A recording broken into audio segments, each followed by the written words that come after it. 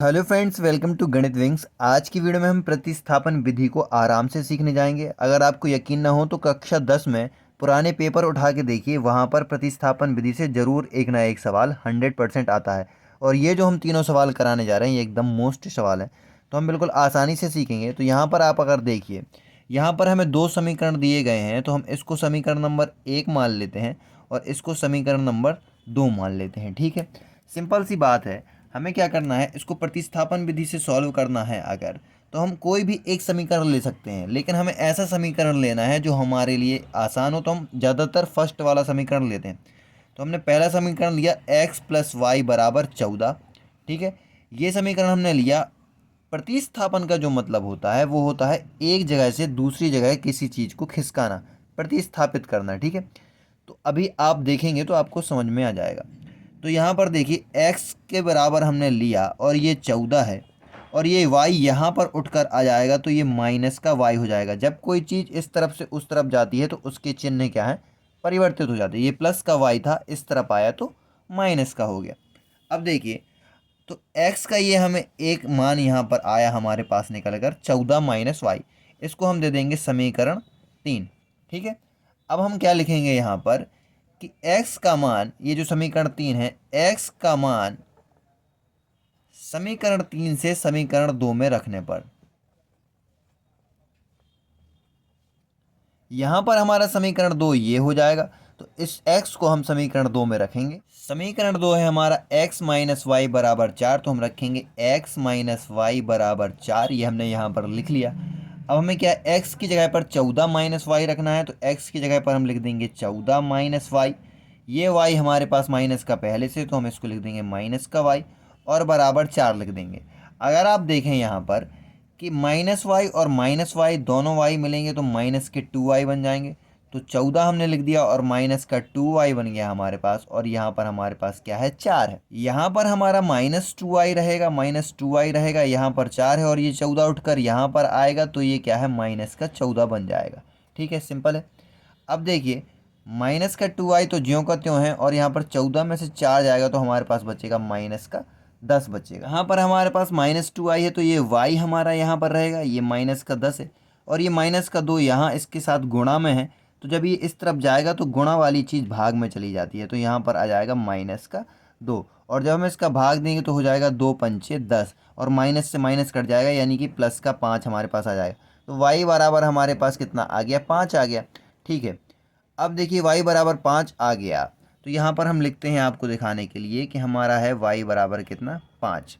ठीक है, अब जो y बराबर 5 आया है वो हम क्या है, इस वाले समीकरण में रख सकते हैं। तो x प्लस वाई बराबर हमारा कितना है, 5 है, और बराबर 14 है। ठीक है, तो x और बराबर 14 और माइनस 5, तो x बराबर हमारे पास कितना आ जाएगा, 9 आ जाएगा। तो y का मान 5 आ गया और x बराबर हमारे पास कितना आ गया, 9 आ गया। अब अगर हम चेक करना चाहें कि हमारा आंसर सही है कि नहीं, तो हम इसको आसानी से चेक कर सकते हैं। देखिए, समीकरण 1 है ना, इसमें हम x और y का मान, x y का मान अगर रख देंगे तो हमें पता चल जाएगा कि हमारा मान सही है कि नहीं। ये और ये दोनों पद हमारे बराबर आ जाएंगे। देखिए, यहाँ पर हम आपको दिखाते हैं, x का मान हमारा 9 आया है तो हमने 9 रख दिया। समझ लीजिए इस वाले समीकरण में हम चेक कर रहे हैं। और y बराबर हमारे पास कितना आया है, 5 आया है, और यहाँ पर हमारे पास बराबर में कितना है, 14 है। अगर आप 9 और 5 को जोड़ें तो 14 बन जाएगा। बन जाएगा नहीं बन जाएगा, 14 बन जाएगा ये। और 14 के बराबर में 14 आ गया, यानी कि हमारा ये जो मान निकले हैं x और y के, ये एकदम सही हैं। ठीक है, तो ये क्वेश्चन इंपॉर्टेंट है, दूसरा वाला तो और भी इंपॉर्टेंट है। चलिए लगाते हैं। तो यहाँ पर हमारा दूसरा सवाल है, x प्लस वाई बराबर 5 और 2x माइनस 3y बराबर 4। तो देखिए, हम इसको सॉल्व करते हैं। इसको हम बोल देंगे समीकरण 1 और इसको नाम दे देंगे समीकरण 2। ठीक है, अब क्या करेंगे, समीकरण 1 को हम रखेंगे x प्लस वाई बराबर 5, ये हमने रखा। तो देखिए, x के लिए बनाएंगे तो x बराबर हो जाएगा 5, और ये y उठकर यहाँ पर आ जाएगा तो 5 माइनस का y हो जाएगा। ये हमने इस प्रकार से इसको बना लिया। इसको हम नाम दे सकते हैं समीकरण 3।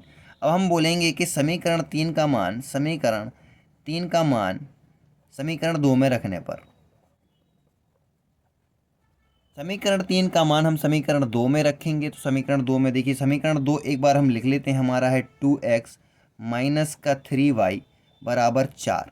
इसमें हमें रखना है x का मान है 5 माइनस वाई, तो 2 और x की जगह रखेंगे हम 5 माइनस वाई और ये माइनस का 3y है हमारा और बराबर हमारे पास है 4। अब देखिए यहाँ पर जो 2 का गुणा है 5 में हो जाएगा तो 5 दूनी 10 आ जाएगा हमारे पास। 2 का गुणा y में हो जाएगा तो माइनस का 2y आ जाएगा हमारे पास। माइनस 3y हमारे पास पहले से है और बराबर में 4 है हमारे पास। ठीक है, अब देखिए 2y और 3y दोनों जुड़ जाएंगे लेकिन दोनों माइनस के हैं तो चिन्ह माइनस का ही रहेगा और ये हमारा 10 है और 3 2 5 हो गए और ये बराबर में 4 रहेगा। माइनस का 5y हमारा यहीं रहेगा क्योंकि हमें y का मान चाहिए। 10 हमारा उस तरफ चला जाएगा तो 10 जब इस तरफ आएगा प्लस का है तो माइनस का हो जाएगा, तो माइनस का 5y है। और देखिए 10 में से 4 जाएगा लेकिन चिन्ह माइनस का है, माइनस की संख्या बड़ी है तो माइनस का 6 हमारे पास आएगा। तो यहाँ पर y बराबर ये 5 उठकर इसके बटे में आ जाएगा क्योंकि ये इसके गुणा में है और गुणा की संख्या हमेशा बटे में आती है, तो ये हमारा बटे में आ जाएगा। तो जब इसका हम मान देखेंगे तो इसका मान आ जाएगा हमारे पास y बराबर 6/5, क्योंकि ये माइनस और ये माइनस कट जाएंगे तो y का मान तो हमारे पास निकल आया 6/5। अब इस y का मान हम समीकरण 1 में रख सकते हैं या 2 में रख सकते हैं, सिंपल सी बात, लेकिन हम समीकरण 1 में रखेंगे क्योंकि हमें समीकरण 1 छोटा सा दिख रहा है। तो देखिए x प्लस वाई का मान हम रख देंगे, कितना है y का मान रख देंगे हम 6/5 और बराबर में कितना है हमारे पास, बराबर में 5 है। हमने समीकरण 1 में इस y का मान रख दिया, x y की जगह में हमने रखा 6/5 और बराबर में 5 है तो हमने बराबर में 5 को रख दिया। अब यहाँ पर आप देखिए, यहाँ पर हमको 5 एलसीएम लेना पड़ेगा, 5 एलसीएम लेना पड़ेगा तो इसके बटे में हम 1 मान सकते हैं। हमने 5 एलसीएम लिया, अब 5 का इसमें इस तरफ क्रॉस मल्टीप्लाई हो जाएगा दोनों में, तो ये 5x हो जाएगा और ये 1 का 6 में हो जाएगा तो प्लस का 6 हो जाएगा और हमारे पास आएगा 5। ठीक है, अब यहाँ पर देखिए ये 5 इस तरफ जाकर इसके गुणा में आ जाएगा, तो यहाँ हम इसको सॉल्व करते हैं।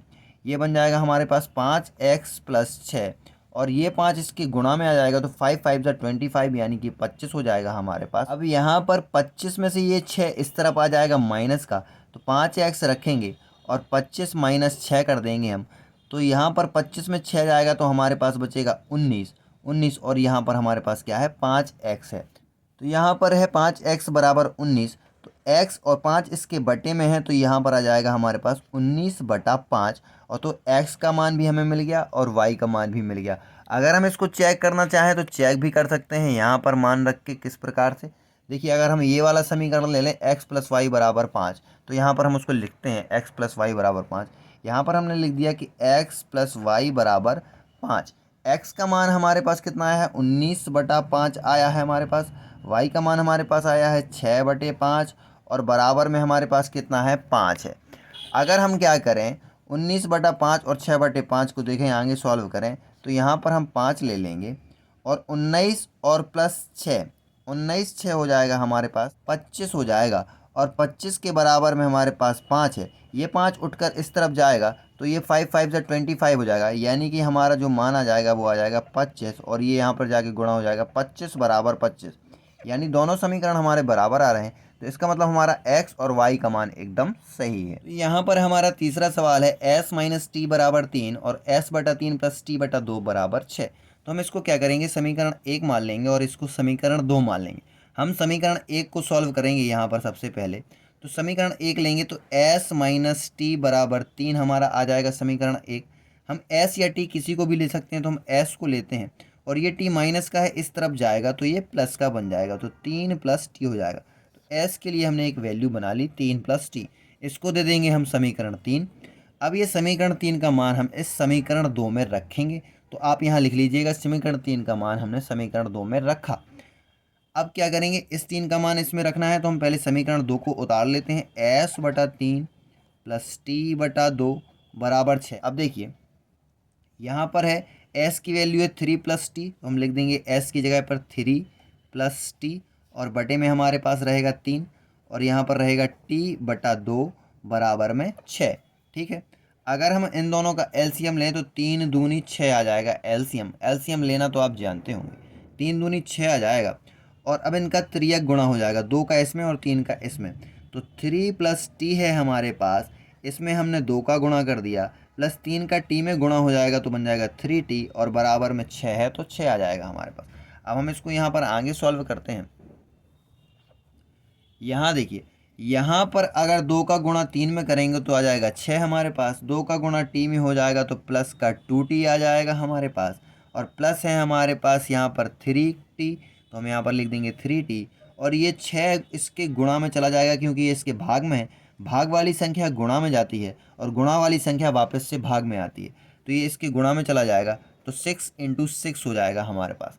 तो यहाँ पर देखिए 3t और 2t दोनों मिलकर बन जाएंगे 5t, तो ये हमने 5t लिख दिया। और बराबर 6 का 6 में गुणा हो जाएगा तो बन जाएगा 36। अब यहाँ देखिए 5t हम रखेंगे, ये प्लस का 6 इस तरफ जाएगा तो माइनस का हो जाएगा, तो 36 - 6 आ जाएगा हमारे पास 5t। और हमारे पास बचेगा यहाँ पर 30, और t की वैल्यू रखेंगे, ये इसके गुणा में है तो ये 30 में इसके किस में आ जाएगा, भाग में आ जाएगा। तो 5 से जब हम 30 को काट देंगे तो 5 × 6 = 30, यानी t की वैल्यू हमारे पास कितनी आ गई, 6 आ गई। अब हम इस t की वैल्यू को समीकरण 1 में रख देंगे। तो समीकरण 1 है हमारा s - t = 3, तो t की जगह हम रख देंगे 6, तो s - 6 = 3 आ जाएगा। तो s - 6 जो हमारा है इसको बराबर रखेंगे, और s का 6 जो माइनस का है इस तरफ जाके किस में हो जाएगा, प्लस में हो जाएगा। तो s की वैल्यू 6 + 3 मिलकर कितना आ जाएगा, 6 + 3 बना लेगा 9, यानी कि s बराबर हमारे पास 9 आ गया और t बराबर हमारे पास 6 आ गया। अगर आप इसको चेक करना चाहें तो इस समीकरण 1 में मान रखेंगे तो 3 के बराबर 3 आ जाएगा। देखिए देखते हैं, तो s यहाँ पर हम इसका चेक करते हैं, ये आपको लिखने की ज़रूरत नहीं है। s बराबर हमारा 9 है तो हमने 9 रखा।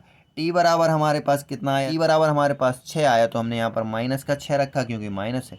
और यहाँ पर बराबर में 3 है तो बराबर में 3 रख दिया। 9 में से 6 जाएगा तो हमारे पास 3 बचेगा, और यहाँ पर भी बराबर में 3 है, यानी कि 3 बराबर 3, यानी कि हमारा आंसर एकदम सही है। तो दोस्तों वीडियो पसंद आया तो वीडियो को लाइक करें, चैनल पर नए हो तो चैनल को सब्सक्राइब करें। Thank you.